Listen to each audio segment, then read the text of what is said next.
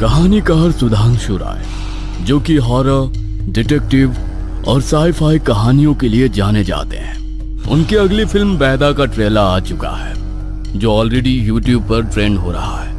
लोगों का कहना है इसमें उन्हें तुम्बाड़, ब्रह्मयुगम, स्ट्रेंजर थिंग्स और डार्क जैसी जबरदस्त फिल्मों और वेब सीरीज की झलक दिखती है।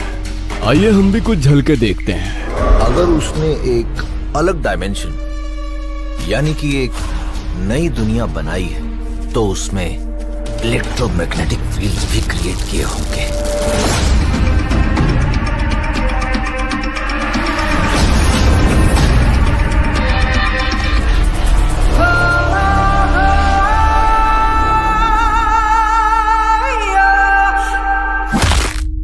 मुझे तो सच में बड़ी इंटरेस्टिंग लगी।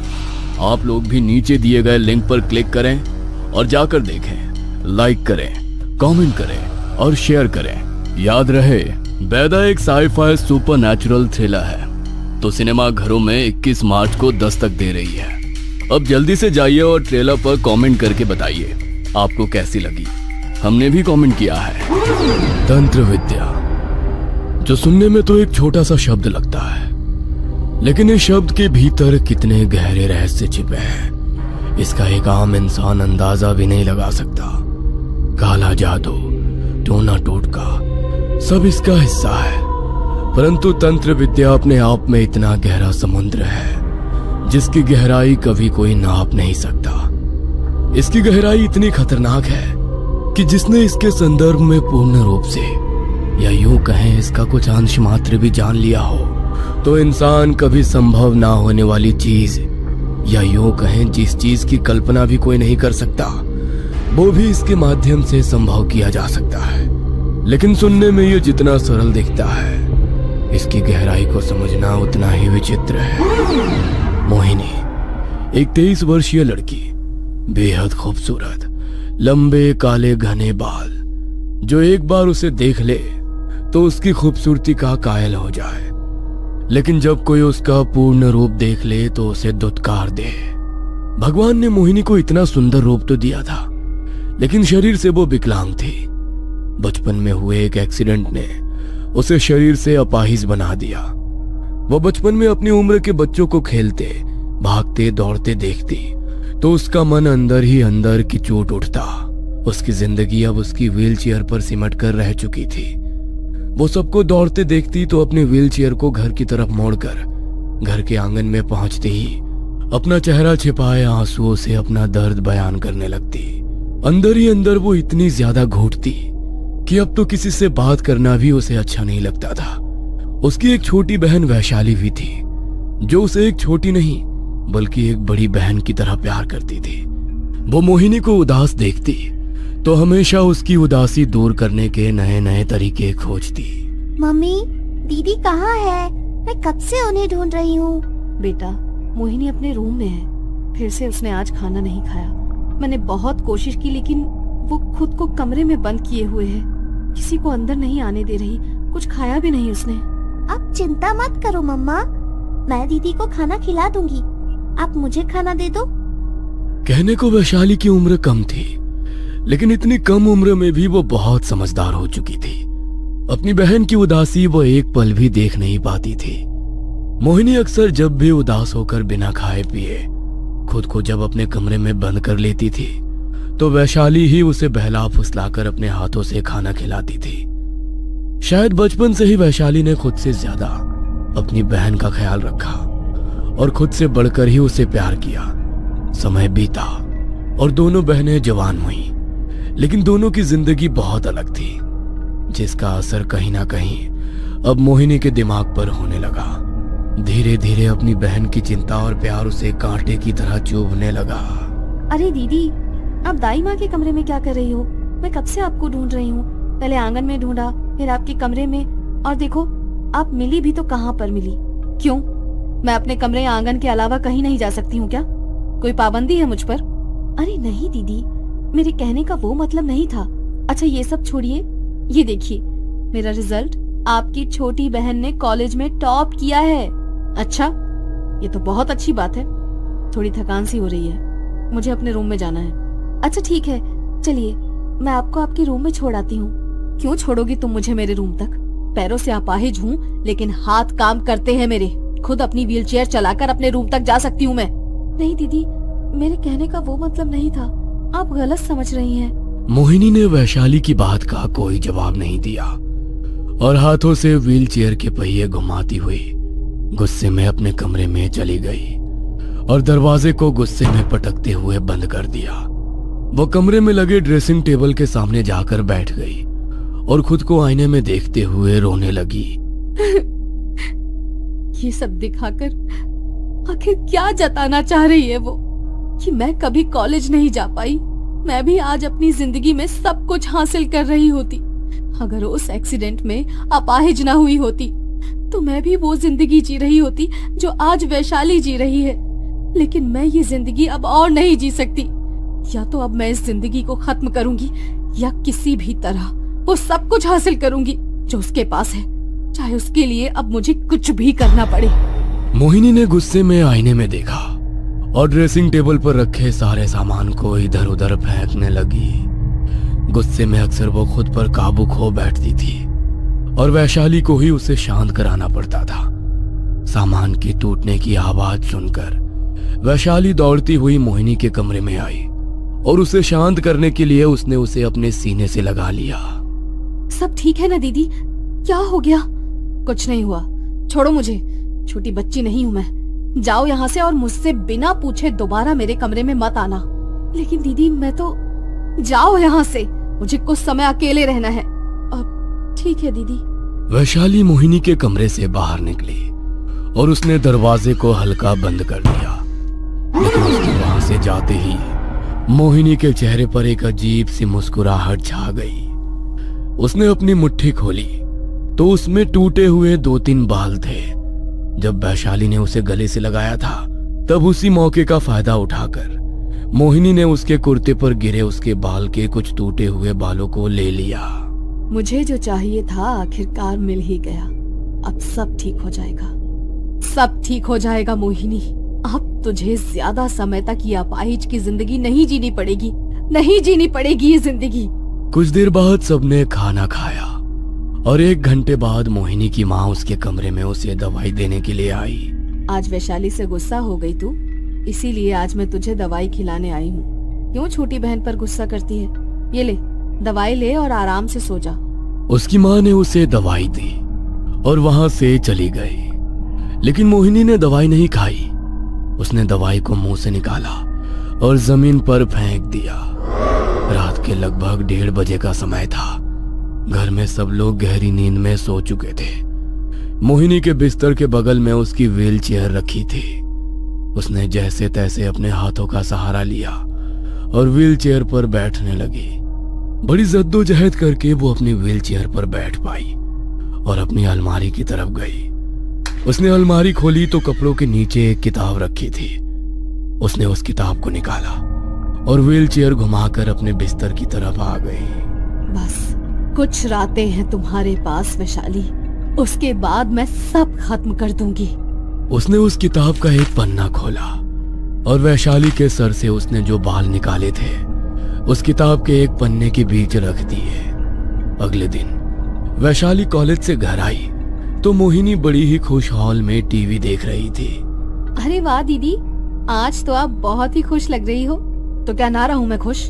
खुश रहने का अधिकार क्या सिर्फ तुम्हें है? आप हमेशा मेरी बातों को गलत क्यों समझती हो दीदी? मैं भला क्यों चाहूंगी कि आप खुश ना रहो? वैशाली को आज मोहिनी की बात का बुरा लग गया तो वो वहां से जाने लगी। लेकिन मोहिनी ने जानबूझकर अपनी व्हीलचेयर आगे कर दी। वैशाली उसकी व्हीलचेयर से टकराकर गिर गई और उसका सर वहां पर रखी टेबल से जा लगा। उसके माथे पर हल्की चोट लगी और माथे से खून निकलने लगा। अरे I am so sorry Vaishali, मुझे नहीं पता था कि तुम गिर जाओगी। तुम्हें ज्यादा लगी तो नहीं ना? नहीं दीदी, कोई बात नहीं, ज्यादा नहीं लगी, हल्की सी चोट है। आप बैठो, मैं अपने माथे पर बैंडेज लगा कर आती हूँ। वैशाली अपने माथे पर बैंडेज लगाने अंदर चली गई और इसी बीच मौका पाकर मोहिनी ने टेबल पर लगे उसके खून को अपने रुमाल से साफ कर दिया और सीधी अपने कमरे की ओर चली गई।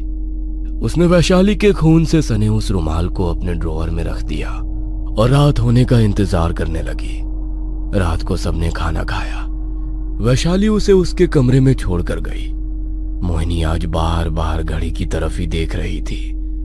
घड़ी में जैसे ही रात के 12 बजे उसने अपनी अलमारी खोली और फिर से वही किताब निकाली और अपने ड्रॉअर से वैशाली के खून से भरा रुमाल निकालकर उसने उस किताब के साथ ही अपने रूम की ड्रेसिंग टेबल पर रख दिया। पूरे कमरे में अंधेरा था। वैशाली ने अपनी ड्रेसिंग टेबल का ड्रॉअर खोला और उसके अंदर से एक कैंडल और माचिस निकाली। उसने कैंडल को जलाया तो सामने ड्रेसिंग टेबल के शीशे में उसका चेहरा अंधेरे में चमकने लगा। उसने वो किताब खोली और मंत्रों को पढ़ना शुरू किया। उसने वैशाली के खून से सने रुमाल को निकाला और उस पर अपने सर के कुछ बाल काट कर रख दिए। अब उसने एक साफ कपड़ा लिया और उसके अंदर वो बाल रख दिए जो उसने वैशाली के सर से लिए थे। उसने अपनी उंगली पर ब्लेड से एक कट लगाया और कपड़े पर रखे वैशाली के बालों पर अपने खून की कुछ बूंदें टपका दी। उसने वैशाली के खून और अपने बालों वाले रुमाल की पोटली बनाकर उसे अपने सिरहाने के नीचे रख दिया और जिस कपड़े में उसका खून और वैशाली के बाल थे उसने उसे संभाल कर अपने ड्रॉअर में रख दिया। सुबह हुई तो वैशाली कुछ थका थका महसूस करने लगी। सब लोग सुबह बैठकर ब्रेकफास्ट कर रहे थे। तभी वैशाली बोली, मम्मा, आज मोहित आपसे मिलने वाला है, आपको याद है ना? अरे हाँ बेटा, मुझे याद है। मोहित? ये मोहित कौन है? अरे दीदी, मैंने आपको बताया तो था, लगता है आप भूल गई, लेकिन कोई बात नहीं, अभी वो थोड़ी देर बाद आएगा तो आप उससे मिल लेना। थोड़ी देर बाद घर का दरवाजा नॉक हुआ। वैशाली ने जाकर गेट खोला तो मोहित सामने खड़ा था। वो उसे ड्राइंग रूम में लेकर आई जहां पर उसकी मॉम थी। मोहिनी भी वहीं पर थी। उसने मोहित को देखा तो उसके मन में वैशाली के लिए जलन और बढ़ गई। वैशाली ने बताया था बेटा तुम्हारे बारे में। मैंने सुना है कि तुम्हारा ट्रांसफर होने वाला है और उससे पहले तुम लोग शादी करना चाहते हो।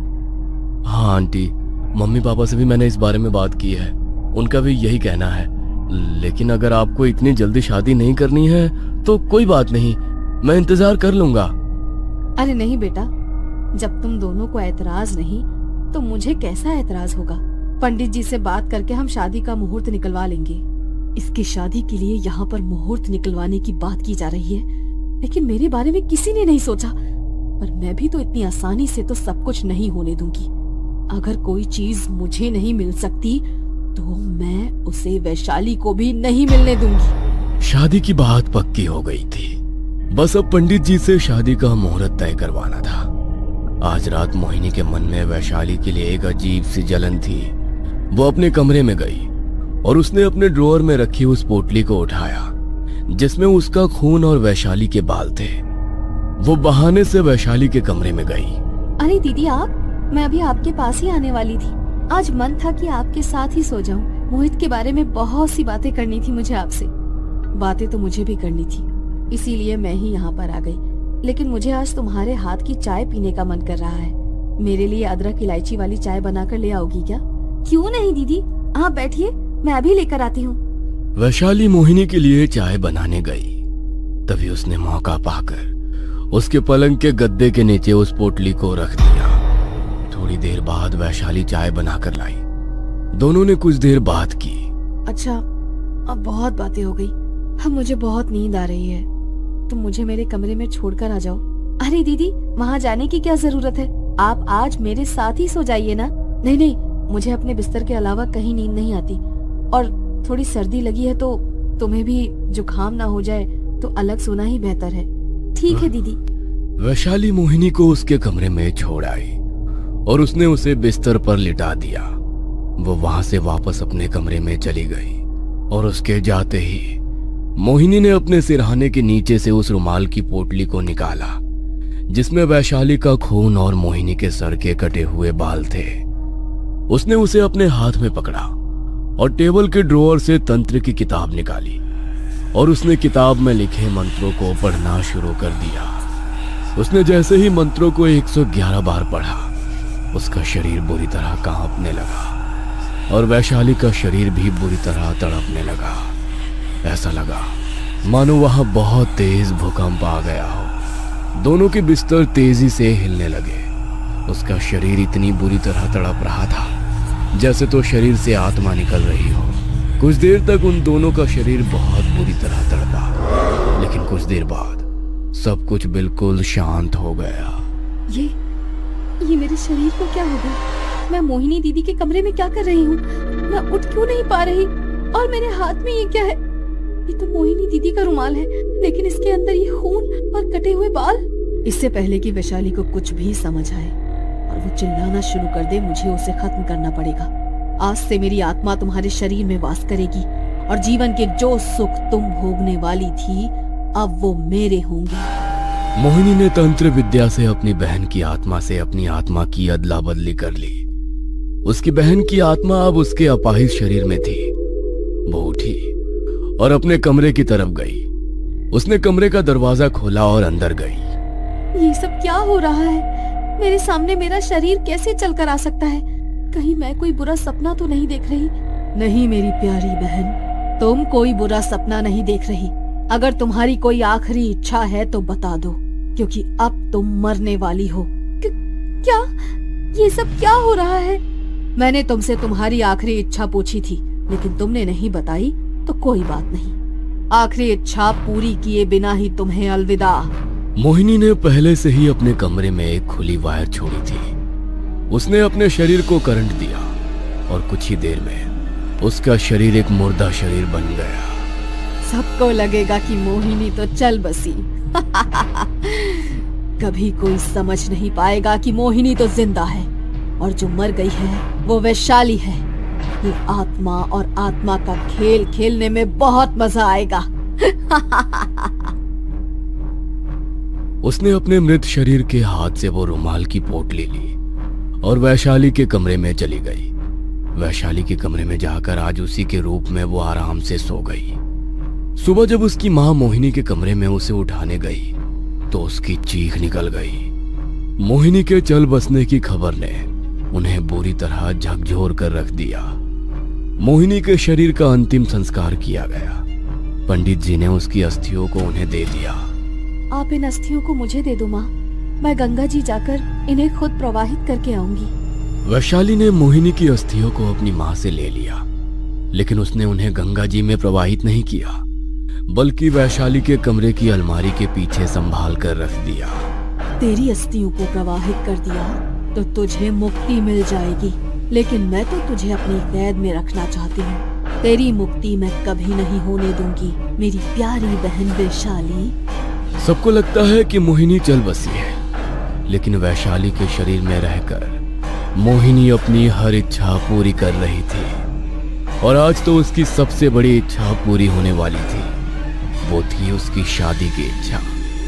मोहित को लग रहा था कि वो अपने कॉलेज के प्यार वैशाली से शादी कर रहा है, पर ये तो सिर्फ शरीर वैशाली का है, मगर आत्मा मोहिनी की।